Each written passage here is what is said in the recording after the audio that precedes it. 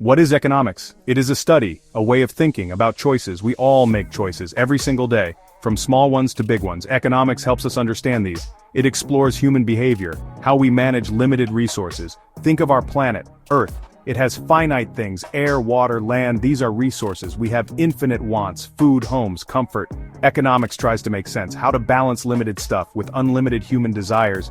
Economics is not just money or complex charts, though these are parts of it. At its core, it is about people. How societies organize themselves to produce and distribute things. It is a story of cooperation, and sometimes of competition. A truly human endeavor. Why study economics? It is all around us, always affecting our lives. Your job, the prices you pay, the opportunities you have. Understanding it is like a new lens, to see the world more clearly, to understand the forces shaping us and make better decisions, for all. To explore this economic universe, we use tools, special lenses if you will. Economists have two main ones. They are called microeconomics and macroeconomics. Think of them as a microscope and a telescope. Both help us see different parts of the same incredible system, macro. The names give us a clue. Micro means small. So, microeconomics looks at small parts, individual people making choices, like you buying a new phone or a family planning its budget. It also studies individual businesses, how they decide what to make and how much to charge for it. Macro means large. So, macroeconomics looks at the big picture, the whole economy of a country or even the global economy. It studies things like inflation. When overall prices go up, it looks at unemployment, why some people cannot find jobs. It examines economic growth. Is our collective wealth growing? These two lenses are not separate, they are connected. What happens at the micro level, with people and companies, can affect the macro level. And big macro trends, like a national recession, definitely affect individual choices. Understanding both helps us see the full, intricate economic story. Let's grab our microscope now, and dive into microeconomics. This is where we see individuals. You, me, our neighbors, businesses, both big and small. Microeconomics studies their behavior, their decisions, their interactions. Why do we buy what we buy? How do firms decide what to sell? It focuses on specific markets. Consider supply and demand. This is a key idea in microeconomics. Demand is how much people want something, and what they are willing to pay.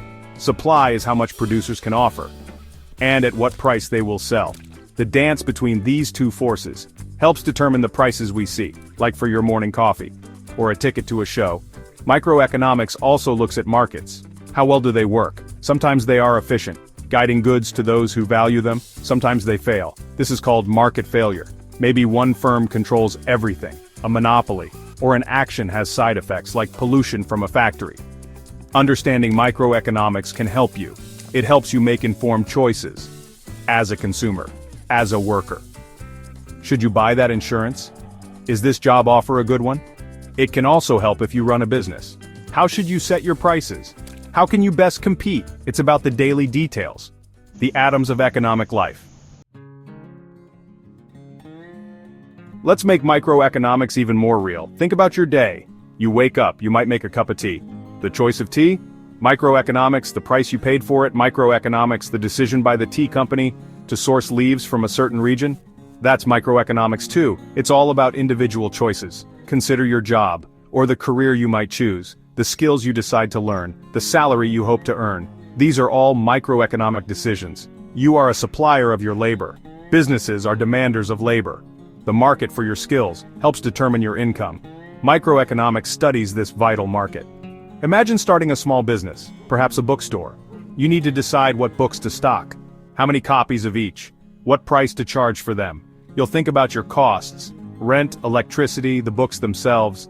You'll think about your customers. What do they want to read? This is microeconomics at work. Even your free time involves it. Choosing between watching a movie or reading a good book. Deciding to save your money or spend it on a nice vacation. These are all choices you make. About allocating your limited resources, your precious time, your hard-earned money. Microeconomics gives us a framework for understanding these personal trade-offs. Section 5, the Grand Design Exploring Macroeconomics. Now let's switch our view, put down that microscope, pick up the telescope. We are looking at macroeconomics. The big, grand picture, the economy as a whole system. Not just one star, but the galaxy. Not just one person, but the nation. or even the interconnected global stage. It's a much broader scale of study. What does macroeconomics look at? It tracks very important indicators, like gross domestic product (GDP). GDP measures the total value of everything a country produces. It tells us if the economy is growing or if it is shrinking. Macroeconomics also studies inflation, the rate prices rise overall, and unemployment levels too. Governments play a significant role in the world of macroeconomics through fiscal policy, that's how they tax and spend, and through monetary policy, how central banks manage money and influence interest rates. These policies aim for broad goals, stable prices, low unemployment, and steady, sustainable economic growth. Why should we care about these big numbers, these national economic trends? Because they affect every single one of us. High inflation means your money buys less. High unemployment means fewer jobs. Slow economic growth can mean our living standards don't improve much. Understanding macroeconomics helps us grasp the forces shaping our collective future and the big debates about it. Section 6. Macroeconomics, Shaping Nations and Our Globe. Macroeconomic events can seem far away, like distant cosmic phenomena. But their influence reaches us all. Consider a global financial crisis. It might start in one place, but its effects can spread worldwide, affecting jobs, businesses, governments across many different countries. Macroeconomics helps us understand these powerful global connections. Think about international trade, countries buying and selling goods and services from each other. This is a major topic for macroeconomics. Trade can bring many benefits, more choice, lower prices for goods. But it can also create challenges for certain local industries and for some workers. Macroeconomists study these complex flows. Government decisions on spending have huge macroeconomic effects. If a government builds new hospitals or new schools and universities, this creates jobs for people. It can boost overall economic activity. This is known as fiscal policy.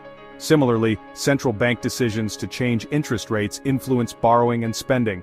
Understanding macroeconomics is vital for being an informed citizen. When leaders debate tax policies or new government spending plans or how to tackle rising inflation, they are discussing macroeconomic policy. Knowing the basics helps you to evaluate their arguments fairly, to participate in the conversation about our society's economic path. Section 7. The Great Cosmic Limit. Understanding Scarcity. Scarcity is a core idea in economics. It means we don't have enough resources to satisfy everyone's wants and needs.